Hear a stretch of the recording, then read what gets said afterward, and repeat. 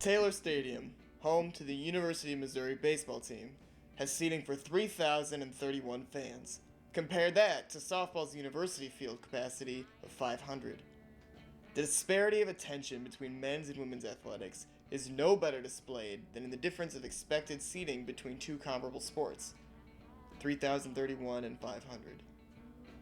To quantify the difference of cultural importance of men and women's sports is as easy as finding the difference between 3,031 and 500. And that difference is 2,531. But why?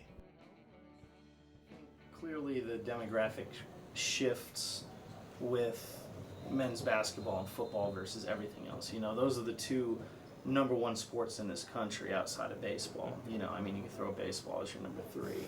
So clearly the demographic there is different. You get more casual fans to those. You know, everybody likes Mizzou basketball, everybody likes Mizzou football. To see if there were any casual fans of female sports walking around on campus, passerbys were asked to name their favorite Mizzou female athlete. Who's your favorite Missouri female athlete? Couldn't tell you. What's her name? There was a basketball player who worked in my wife's classroom last year. I don't remember her name right now. Sorry. No. Well, no, not currently. Still no. No, I do not. I do know Chelsea Thomas, but not personally. Well, I think fan involvement is something that comes if you're good. Both softball and volleyball for us have a proven track record of being very good. You know, softball up until this year had been to the College World Series a bunch of years in a row. Volleyball's been in the tournament 10 out of 12 years now, and they went to the Sweet 16 2 years ago, the Elite 8 in 2005. So everybody's going to back a winner, but one thing that I think those people do really well is they engage their athletes in the community in other ways. You know, volleyball always hosts youth clinics at all the elementary schools. And what happens when that happens is all these little girls see the volleyball players at the school, and immediately they want to go out and see them. You know, they want to go watch them play. They want to be involved. And I think people are more likely to come to your events if they feel like they're a part of it. You know, so that's what softball and volleyball have really done a nice job of doing, is they want to make sure that when you're coming to an event, you're not coming just for a volleyball match to watch Mizzou. You're coming to be a part of something special.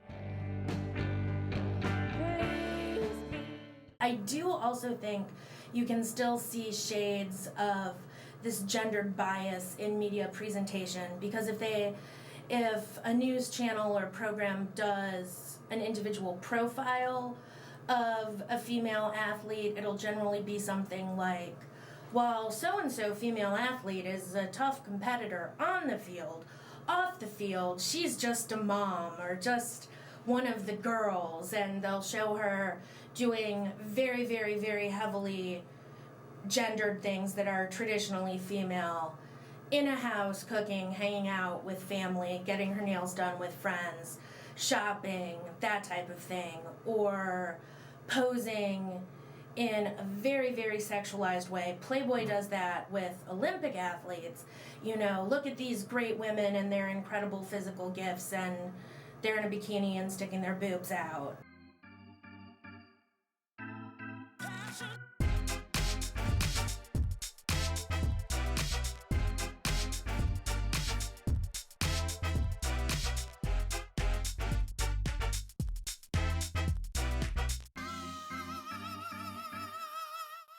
Sexualization is defined by Merriam-Webster as to make sexual or endow with sexual character or quality. But this barrier to equality can be better defined through images of female athletes, praised for their poise in front of a camera and not for their poise under pressure. Applauded not for cups won, but cup size. There is a problem when a world-caliber athlete is better known not for the sport she plays, but the sports bra she wears.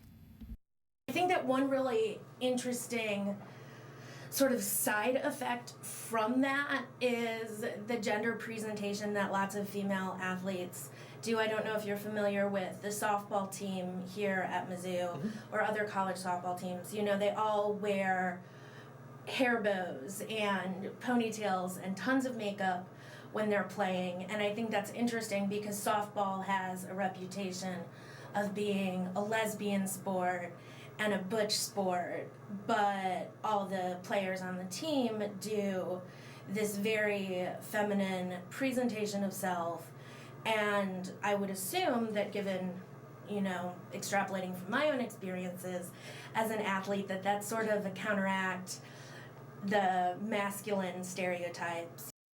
Experts are a valuable tool, but let's hear from athletes firsthand about their experiences. When I talk about gymnastics to me, they're always like, oh yeah, all you guys do is flip. That's not all we do. Like, we have to like be strong to do that stuff and like physically and mentally like prepared. Gymnastics is very strenuous, especially when it's summer workouts and like preseason.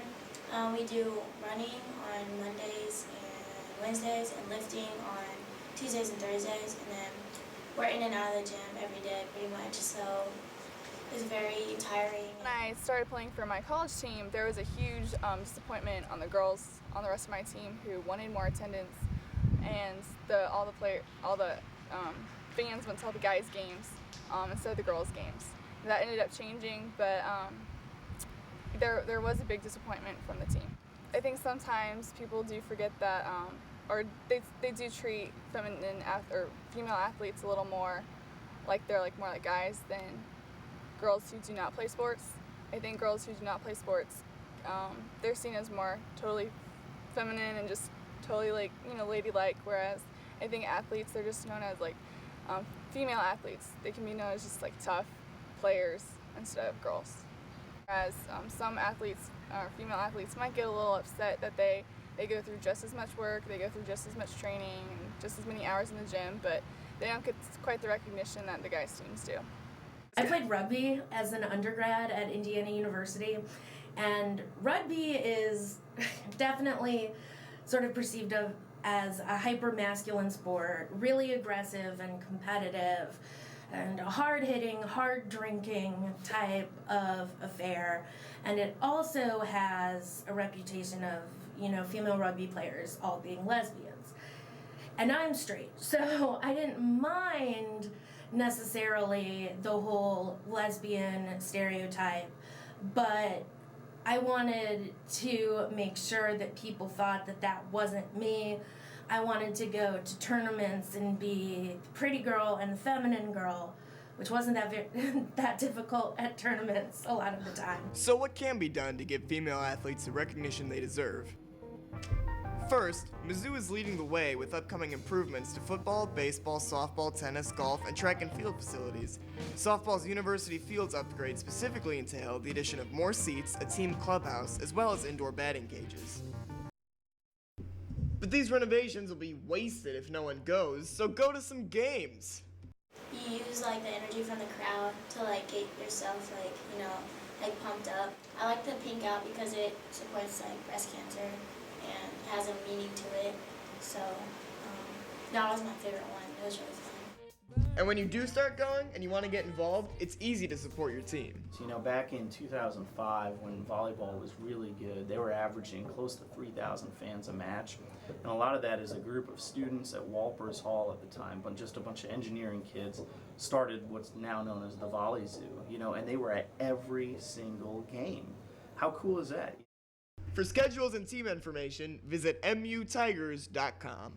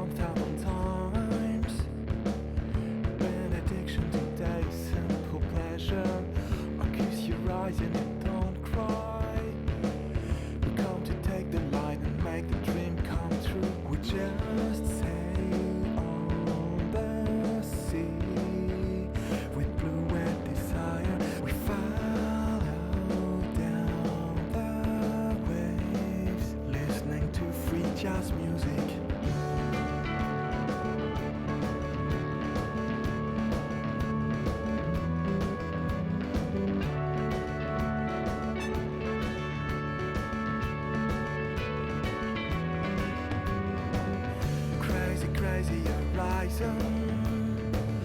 Promised land is now echoed in bright light.